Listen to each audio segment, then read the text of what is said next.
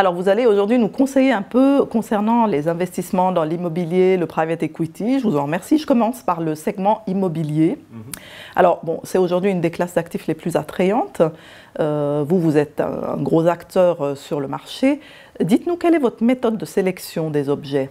Nous passons par les canaux de distribution qui sont les banques, les réviseurs, évidemment les régies et puis les promoteurs. Nous avons également des immeubles qui arrivent directement par notre fournisseur de portefeuille immobilier. Donc nous recherchons avant tout des immeubles locatifs, donc résidentiels, avec parfois une composante commerciale de 30%. Et les valorisations, les expertises? Alors ces valorisations se font par notre spécialiste immobilier. Interne? Interne, tout à fait.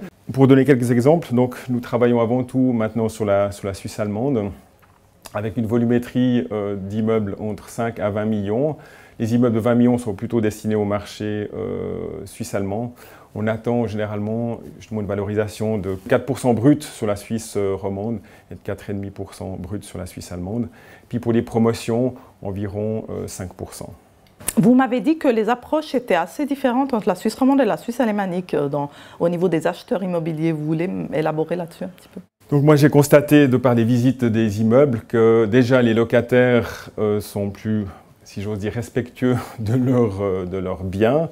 Les immeubles sont mieux entretenus. En Suisse alémanique? En Suisse alémanique, on voit aussi qu'il y a des lieux coutumes qui sont différents. Lorsqu'il y a des demandes de baisse de loyer, les baisses de loyer sont acceptées sine die, c'est-à-dire de toute façon, alors qu'en Suisse romande, on va d'abord essayer de discuter, de voir quelles prestations on peut avoir.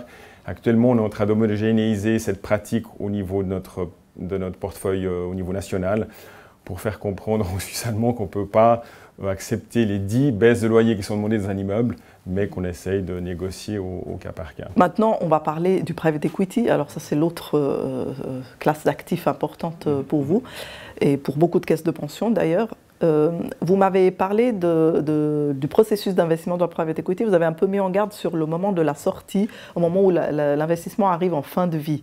Il y a certains pièges là à éviter pour l'investisseur. Voulez-vous m'en parler? Disons que ce n'est pas des pièges à éviter, c'est des éléments dont il faut être conscient. Oui.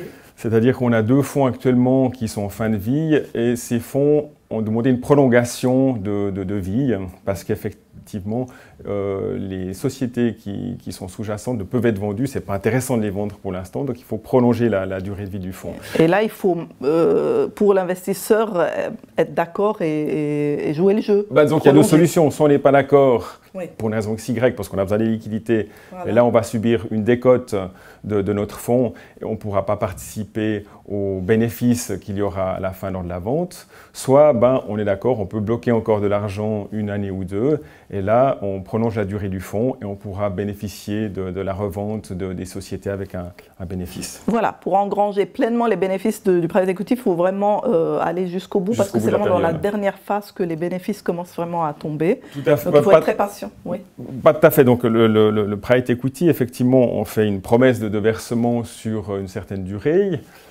Au bout de 3-4 ans, on reçoit des dividendes. Oui, ça c'est important de dire. Hein. Donc on reçoit des dividendes d'une part et d'autre part, on reçoit le retour du capital, puisqu'on nous rembourse le capital. Avec une plus-value. Avec une plus-value, mais cette plus-value, elle se réalise qu'à la fin lorsqu'on vend les sociétés. Mais elle n'est pas garantie, la plus-value. Elle n'est pas garantie, mais... C'est pas comme une obligation non. ou un investissement de 3e pilier. Voilà. Tout à fait, mais c'est clair, on essaie de choisir des fonds qui ont déjà des millésimes, donc c'est-à-dire qu'ils ont déjà fait un programme d'investissement private equity, peut-être qu'ils sont au 3e ou 4e programme, donc ils ont déjà une certaine expérience. Et on espère qu'ils arriveront à dupliquer ce know-how avec ce retour sur investissement. Avec un nouveau millésime. Voilà. Mais bon, disons que c'est vraiment un investissement exigeant. Au début, on consent beaucoup de frais, donc il y a une phase initiale où on a des coûts. Et vraiment, c'est un investissement de très long terme. Est-ce que vous diriez que c'est adéquat pour les institutions de prévoyance? Alors moi, je pense que c'est adéquat pour les grosses institutions de prévoyance, les fondations collectives en croissance et les institutions de prévoyance publiques. parce qu'effectivement, elles peuvent bénéficier du temps, d'une durée de cotisation et d'une durée de versement des rentes pendant 20 ans. Elles n'ont pas besoin de bloquer une partie de cet argent. Elles peuvent bénéficier de la prime d'illiquidité, donc avoir un rendement plus intéressant sur cet investissement. Ce qui est très recherché aujourd'hui, évidemment. Tout à fait, mais on est bloqué pour une dizaine d'années.